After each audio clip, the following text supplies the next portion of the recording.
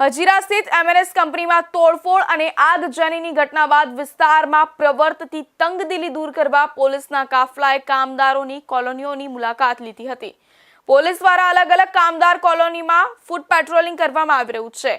Police તમારી મિત્ર છે, દુશ્મન નહીં તેવી સમજણ આપી અને શાંતિ જાળવવા અપીલ કરી છે।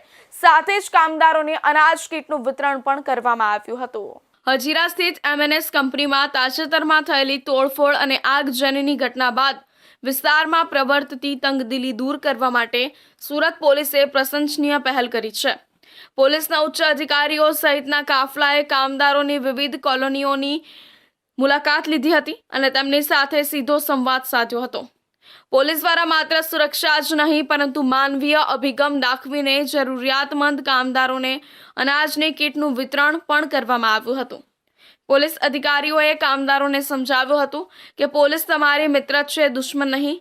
કામદારોને પડતી મુશ્કેલીઓ અને સુવિધાઓ બાબતે પણ ચર્ચા કરવામાં આવી હતી અને ખાતરી અપાઈ હતી કે તેમને તમામ જરૂરી સુવિધાઓ મળે તેવા પ્રયાસો કરવામાં આવશે।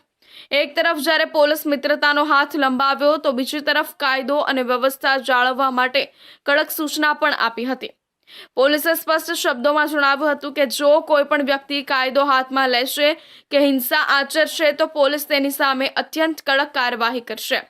આ સમજાવટ બાદ કામદારોએ પણ શાંતિપૂર્ણ રીતે કામ કરવાની અને સહયોગ આપવાની ખાતરી આપી હતી।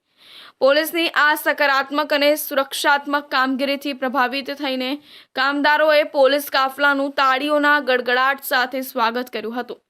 હાલમાં એમએનએસ કંપની અને આસપાસની કોલોનીઓમાં અજંપાભરી શાંતિ વચ્ચે પોલીસનું સતત ફૂટ પેટ્રોલિંગ ચાલુ છે।